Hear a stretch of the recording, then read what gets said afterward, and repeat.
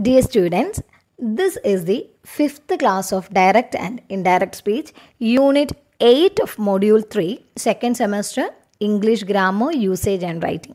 So it is the continuous section of our previous classes. Last classes we discussed how to convert a statement into an indirect speech and how to convert a WH question into a reported speech, and then we learned how to convert yes or no questions into indirect speech. So here today we will learn how to convert an imperative sentence and an exclamatory sentence into a reported speech. Of course, here also we will have to look at certain rules first. Okay, tell me, what do you mean by an imperative sentence? Sentences which express a command, a request or a strong encouragement is an imperative sentence, and these sentences are used to issue a command or instruction and make a request or offer advices. For example, come here.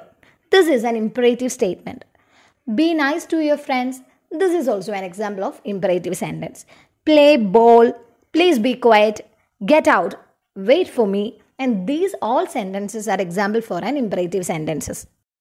To change an imperative into indirect speech, we have to follow some rules, and the first rule is remove the quotation mark in an imperative sentence.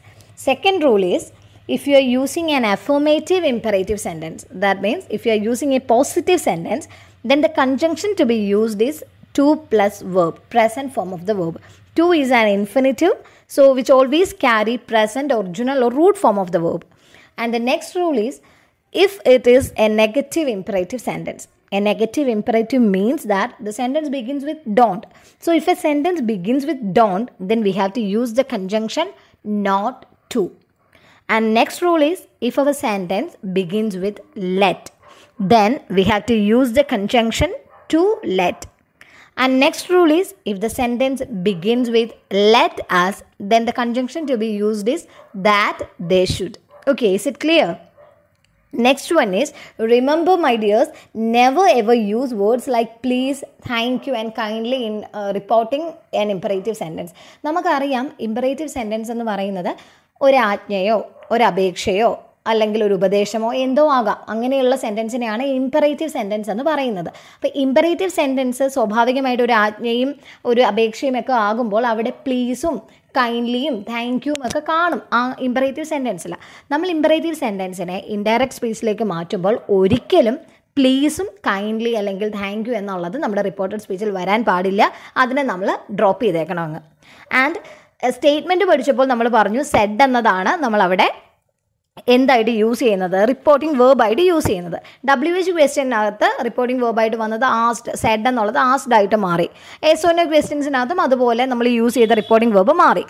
Imperative സെൻറ്റൻസിൻ്റെ കേസിൽ നമ്മൾ reporting വേർബായിട്ട് use ചെയ്യുന്നത് requested, ordered, advised, want, told, suggested, begged അല്ലെങ്കിൽ commanded, ഇങ്ങനെയുള്ള words ആണ് നമ്മൾ reporting വേർബായിട്ട് imperative സെൻറ്റൻസിനകത്ത് use ചെയ്യുന്നത്.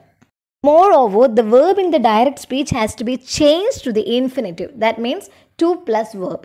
If go is the verb, then its infinitive is to go. Okay, consider the example. Rama said to Arjuna, go away.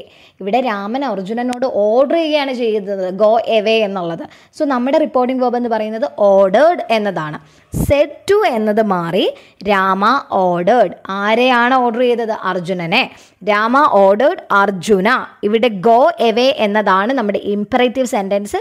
Go എന്നത് വേർബാണ്. So നമ്മളവിടെ to എന്ന് പറയുന്ന കൺജങ്ഷനാണ് ചേർക്കുന്നത്. So Rama ordered Arjuna to plus verb, to go away.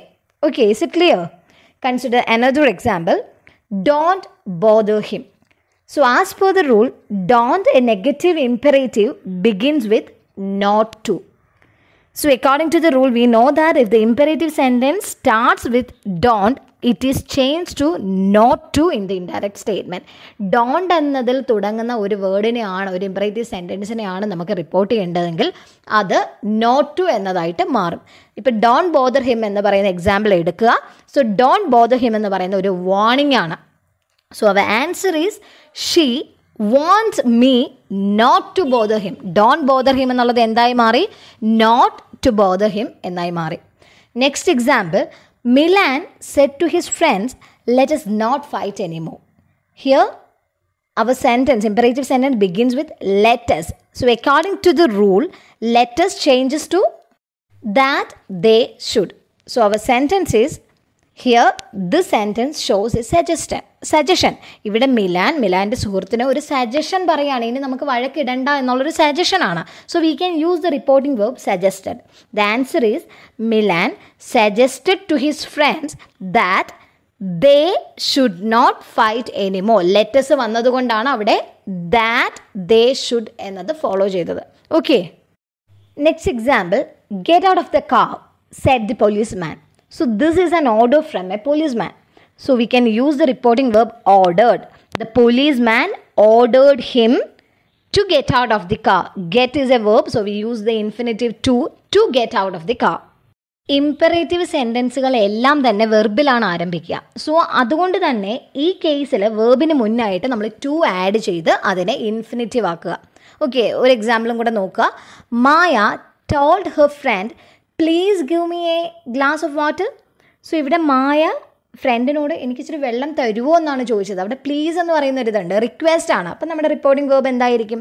Maya requested her friend to give. Me എന്നുള്ളത് ഹെറായി മാറുന്നു. To give her a glass of water.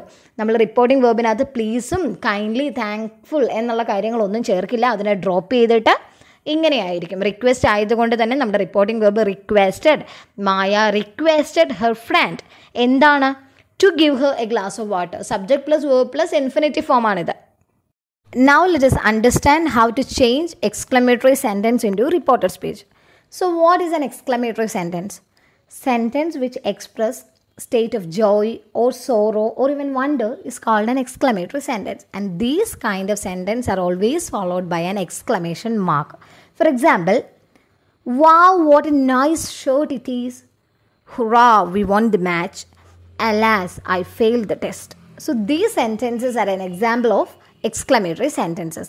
So to change such sentence into a reported speech, the words like exclaimed with joy, exclaimed with sorrow or exclaimed with wonder is added as a reporting verb depending upon the nature of exclamatory sentence in the indirect speech. നമുക്ക് ഇഷ്ടമുള്ള reported verb നമുക്ക് use ചെയ്യാവുന്നതാണ്. For example, we can use declared, exclaimed, cried out, wished, prayed etcetera as an introductory verb. Exclamatory സെൻറ്റൻസിനെ indirect സ്പീച്ചിലോട്ട് report ചെയ്യാനായിട്ടും നമുക്ക് കുറച്ച് rules അറിഞ്ഞിരിക്കണം. And the first rule is use reported verb exclaimed, wished to, prayed, etc. in place of said. And the second rule is, of course, we can use the conjunction that. Third rule is turn exclamation into a statement, like how we dealt with interrogative sentences. And the fourth rule is remove exclamatory mark and put full stop. Exclamation mark not to be used in a reported speech. Consider the example. He said, wow, I won a prize. So വളരെ സന്തോഷത്തോടെയാണ് പറയുന്നത് എനിക്കൊരു സമ്മാനം കിട്ടിയെന്നുള്ളത്.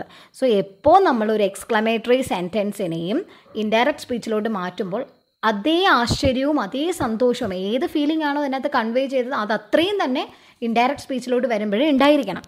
So നമുക്കിതിനെ എന്ത് ചെയ്യാം?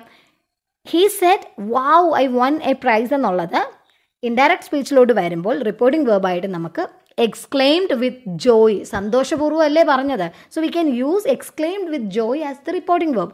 So our sentence will be like, he exclaimed with joy that എന്താണ്? he had won a prize. ഇവിടെ എന്തുകൊണ്ടാണ് had വന്നത്? because direct speech is in past tense. I won a prize എന്ന് പറയുമ്പോൾ അത് സിമ്പിൾ പാസ്റ്റിലാണ്. സിമ്പിൾ പാസ്റ്റ് വന്നു കഴിഞ്ഞാൽ we have to convert it into past perfect. Past perfect in the format had plus third form of the verb ആണ്. So the answer is he exclaimed with joy that he had won a prize. Next example, John said how smart I am.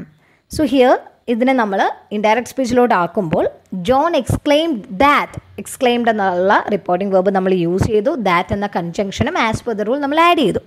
ഇനി how smart I am എന്നുള്ളതിനെ നമ്മൾ statement ഫോമിലോട്ട് ആക്കണം. അപ്പോൾ subject plus verb എന്ന് പറയുന്ന ഫോമിലാണ് വരുന്നത്. ഇത് പ്രസൻറ്റ് ടെൻസ് ആയതുകൊണ്ട് തന്നെ ഇൻഡയറക്റ്റ് സ്പീച്ചിൽ വരുമ്പോൾ അത് എന്താവും? പാസ്റ്റ് ടെൻസ് ആവും. സോ ആം എന്നുള്ളത് വാസ് ആയിട്ട് മാറും. സബ്ജക്റ്റ് പ്ലസ് വേർബിൻ്റെ ഫോമിൽ. So John exclaimed that he was smart. Is it clear? Consider another example. She said, alas, I failed in exam. സങ്കടപൂർവ്വം പറയുന്നതാണ്. So now we can say that she exclaimed with sorrow that she had failed in the exam. Had വരാൻ കാരണം simple past ആണെങ്കിൽ it will always convert into past perfect. That is had plus third form of the verb. Next example, John said, wow, what a nice shirt it is. So indirect speech ലോട് വരുമ്പോൾ it will be like John exclaimed with wonder that it was a nice shirt. Is ആയിരുന്നു direct സ്പീച്ചിൽ വന്നത്, അതുകൊണ്ട് അതിൻ്റെ past form was ആയി.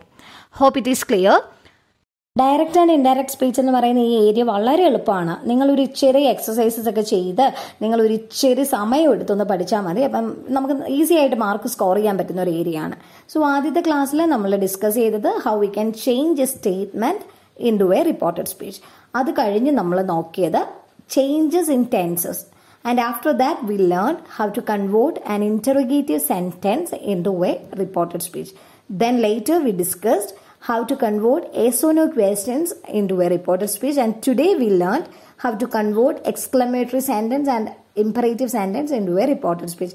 ഇത്രയേ ഉള്ളൂ. ഇതിൽ കൂടുതൽ ഒന്നും പഠിക്കാനില്ല. ഇതൊന്നും നിങ്ങൾ മാക്സിമം വർക്ക് ചെയ്യുക, മാക്സിമം എക്സസൈസസ് ചെയ്യുക. Okay. If you have any doubt, you can ask me. That's all for today. Thank you so much.